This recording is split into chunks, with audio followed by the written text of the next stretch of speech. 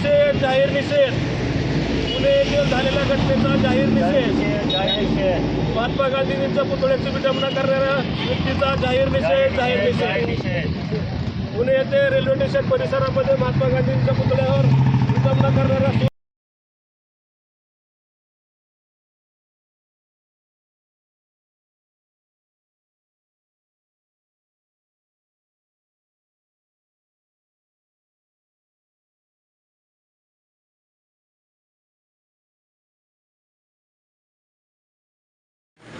आज जिल्हाधिकारी कार्यालयासमोर राष्ट्रसेवा दलाच्या वतीनं जे पुण्यामध्ये महात्मा गांधींच्या पुतळ्यांची विटंबना झाली, ज्या महात्मा गांधी बापूजींनी शांतीचा संदेश देऊन पूर्ण भारतभर एक शांतीचा संदेश निर्माण केला, त्यांच्या थोर महापुरुषाची पुतळ्याची विटंबना केलेली आहे।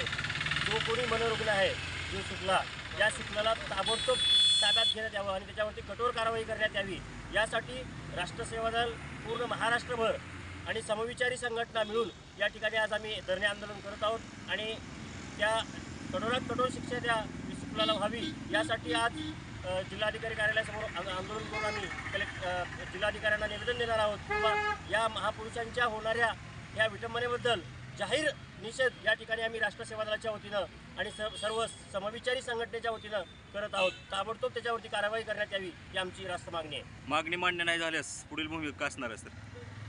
जर आमच्या ही जी महापुरुषांची जी विटंबना झाली आहे, बापूजींची जी विटंबना झाली आहे, जर ही मागणी मान्य नाही झाली तर आम्ही राष्ट्रसेवा दल आणि सर्व समविचारी संघटना आम्ही प्रत्यक्ष रस्त्यावरती उतरून रस्ता रोको आंदोलन करू आणि या संदर्भात जो कोणी हा मनोरुग्ण आहे विजय शुक्ला याच्यावरती कठोरात कठोर कारवाई करावी आणि ज्या ठिकाणी महापुरुषांचे असे पुतळे आहेत या पुतळ्यावरची सुरक्षेच्या बाबतीत शासनाने ताबडतोब काहीतरी ठोस निर्णय घेतला पाहिजे, यासाठी आमची मागणी आहे।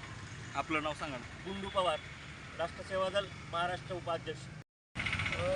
हे बघा, पुणे येथे रविवारी रेल्वे स्टेशन परिसरामध्ये जो महात्मा गांधींचा पुतळा आहे त्या ठिकाणी एक उत्तर प्रदेशातला वाराणसी या गावचा सूरज शुक्ला नावाचा एक मनोविकृत व्यक्ती रात्री येतो आणि कोयत्याने महात्मा गांधींच्या पुतळ्यावरती हल्ला करतो।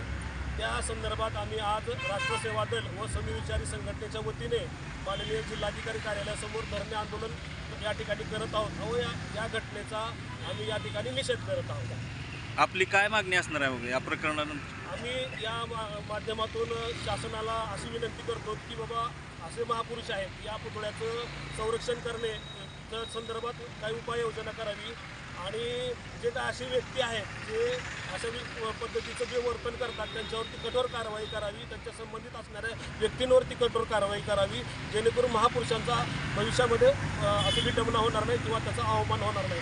अशा गोष्टी रोखण्याचं काम हे शासनाचं आहे आणि त्याने ते करावं।